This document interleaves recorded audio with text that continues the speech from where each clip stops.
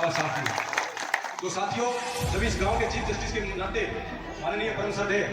सूर्यकांत जी का नाम आता है, वो भी इस देश के संविधान की बदौलत है।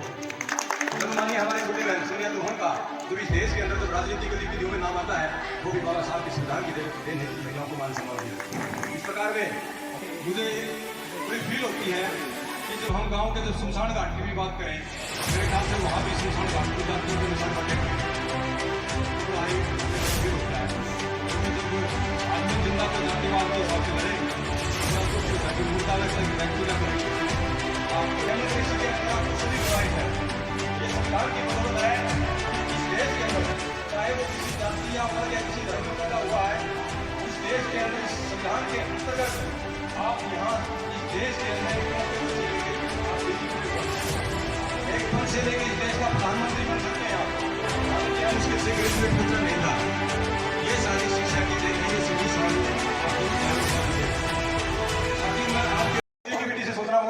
और जब हम इस गांव की या फिर प्रदेश की या हल्के की जब हम 20 साल पहले की व्यवस्था की बात करेंगे,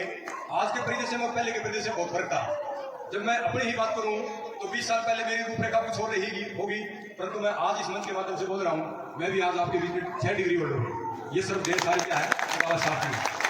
तो साथियों, जब इस गाँव के चीफ जस्टिस के नाते माननीय परम श्रद्धेय सूर्यकांत जी का नाम आता है, वो भी इस देश के संविधान की बदौलत है। जब माननीय हमारी छोटी बहन सोनिया चौहान का जब इस देश के अंदर जब राजनीतिक गतिविधियों में नाम आता है, वो भी बाबा साहब के संविधान की देन है कि महिलाओं को मान सम्मान दिया। इस प्रकार में हमारे बीच में बहुत ही क्रांतिकारी साथी गांव के रहे हैं। माननीय जस्सी पेटवार जी साथी चले गए हमारे से पहले, साथी हमारे पास में होते तो हम बड़ा अच्छा रहता। और गाँव के जितने साथी हैं, मैं आपसे निवेदन करना चाहूँगा कि कार्यक्रम बहुत थे वाल्मीकि जयंती के उपलक्ष्य में। मेरे मन की एक इच्छा थी क्यों ना मैं अपने ही गाँव में और अपने ही परिवार में जाके अपनी बातें रखें। तो साथियों, जो आपके बीच में जो मैं फंडामेंटल जो बात करना चाह रहा हूँ, मैं हमें अपने इतिहास की जानकारी होना बहुत जरूरी है, क्योंकि इस देश के अंदर जिन संतों रहबरों महापुरुषों की देन से इस देश को जो दशा व दिशा देने का जो काम किया है, वो बड़ा ही काबिल तारीफ रहा है। और खासकर हमारे गांव के लिए मैं जो आपके बीच में प्रतिनिधियों के बीच में जो साथियों के बीच में जो विचार साझा करना चाह रहा था, वो ये कह रहा था मैं कि भविष्य में हम जब इस कार्यक्रम के माध्यम से या आपको किसी पद के माध्यम से समाज के अंदर और गाँव के अंदर आपको सेवा का मौका मिलता है, तो आपका सबसे प्रथम कर्तव्य यह बनता है कि आप गांव के अंदर जो सामाजिक ताना बाना है उसको मजबूत करने की कोशिश करें। क्योंकि मुझे बड़ी फील होती है कि जब हम गांव के जब शमशान घाट की भी बात करें, मेरे ख्याल से वहाँ भी शमशान घाट को जातियों के अनुसार बटे हुए हैं, वो हमें बड़ा फील होता है। क्योंकि जब आदमी जिंदा तो जातिवाद के हिसाब से लड़े, तो बड़ा दुख होता है कि मुर्दा व्यक्ति का कभी आप सोचा कभी मुर्दे भी कभी जातिवाद करते हैं। तो इन चीजों पे जो एक पुरानी परंपरा रही है, हम उसको आलोचना की दृष्टि से नहीं कह रहे, हम उसको कहते हैं कि कहीं ना कहीं समाज में एक ऐसी परंपरा रही है, वो समय के अनुसार है। समय के अनुसार हमें बदलना होगा और समय के अनुसार ही भारतीय संविधान के अंतर्गत जिन भी व्यक्तियों का, इस मनुष्य का, इस देश के लोकतंत्र में कोड और वन वैल्यू और make the people by the people for the people. Democracy ये कहती है, सेकुलरिज्म ये कहता है कि डेमोक्रेसी के अंदर आपको सभी को राइट है। ये संविधान की बदौलत है कि इस देश के अंदर चाहे वो किसी जाति या वर्ग या किसी धर्म में पैदा हुआ है, उस देश के अंदर इस संविधान के अंतर्गत आप यहाँ इस देश के अंदर एक पद से लेकर आप डीजीपी बन सकते हो, एक पद से लेकर इस देश का प्रधानमंत्री बन सकते हैं आप। मान लीजिए हम पूर्व में बात करें, इस देश की राष्ट्रपति की जो बात करें, द्रौपदी मुर्मू के आदिवासी समुदाय से है, वो भी इस देश के संविधान और बाबा साहब की देन है कि उसको एक राष्ट्रपति बनने का मौका मिला। तो हमें तो बड़ी खुशी होनी चाहिए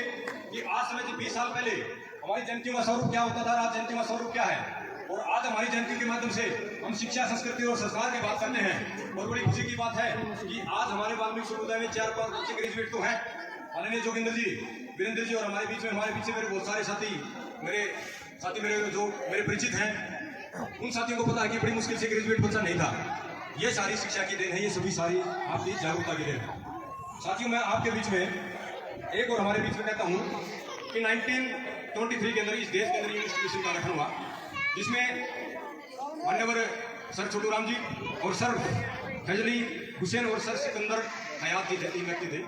उन्होंने 1923 में जब हिंदू, मुस्लिम और सिखों के माध्यम से इस देश के अंदर एक पार्टी का गठन किया। इस देश के अंदर ऐसी व्यवस्था हो कि जो एक गरीब और अमीर की जो खाई है वो खाई मिटे, जो जातियों की जो विडंबनाएं हैं और जो धर्म की जो दीवारें हैं वो टूटे, कि मानव को मानव तक सीमित किया जाए। हमारे पूर्वज चले गए और वर्तमान समय में जो हम जिंदगी जी रहे हैं और भविष्य में जो हम जिंदगी जीना चाहेंगे, वो आपको इसी प्रकार की कहीं न कहीं किसी न किसी प्रकार की इस दौर में बहुत सारी कठिनाइयों के दौर से गुजरना होगा। और इन्हीं कठिनाइयों का सामना करने के नाते आज के इस दौर में साथियों ने विशेष तौर से मैं गांव पिटवाड़ के जो इस एप्रिसिएशन और प्रशंसा के साथ में मेरे साथ में यहाँ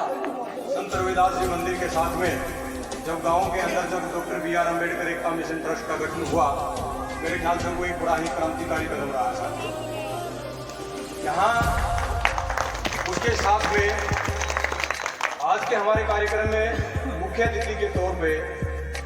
मेरे समक्ष दो मेरे सहपाठी साथी रहे हैं, माननीय मेरे परम श्रद्ध है। आपके बीच में खुली चर्चा के बीच में आपके मैं चर्चा करना चाहूंगा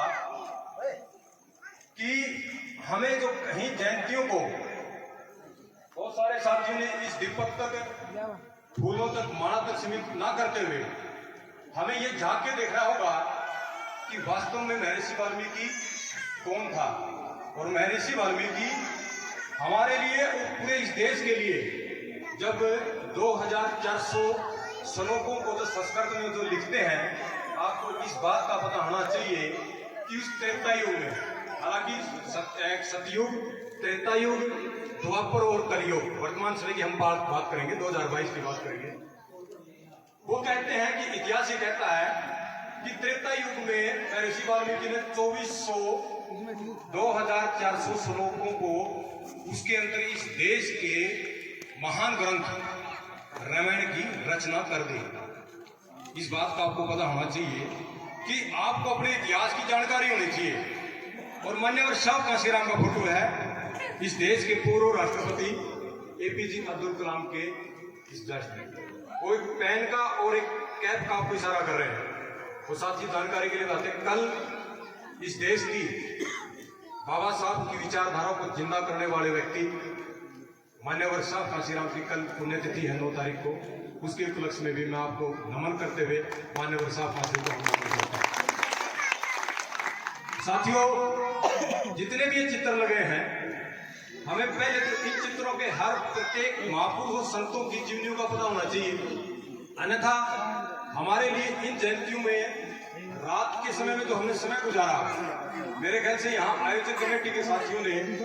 साथी 10 दिन से जो प्लानिंग में लगे हुए हैं, इस मंच के माध्यम से पूरे गांव की तरफ से मैं साथियों को बधाई देना चाहता हूँ कि साथियों ने बड़ी मेहनत करके बड़े ही अनुशासित ढंग से जितने परिवार के सदस्य मातृशक्ति यहाँ बैठे हैं, वो भी आपके लिए बधाई का विषय होगा कि साथियों ने मेहनत करके इस कार्यक्रम को ऑर्गेनाइज किया है। एक साथियों, आप सबका सिराम माननीय दीना बानो जी, महर्षि वाल्मीकि जी, कबीर जी, बिरसा मुंडा व बहुजन समाज में जन्मे तमाम महापुरुषों की जीवनी आपको कम शब्दों में ही समझा दी और इसके साथ साथ एक विचार दे के गए हैं स्टेज के माध्यम से कि हम कैसे भी रहें, कितनी भी गरीबी से हैं, लेकिन अपने बच्चों को जरूर पढ़ाएं। बहुत बहुत धन्यवाद डॉक्टर राजकुमार मेहरा जी का, जिन्होंने इतना अच्छा लगते स्टेज पर दिया। अब मेरा कमेटी के साथियों से निवेदन है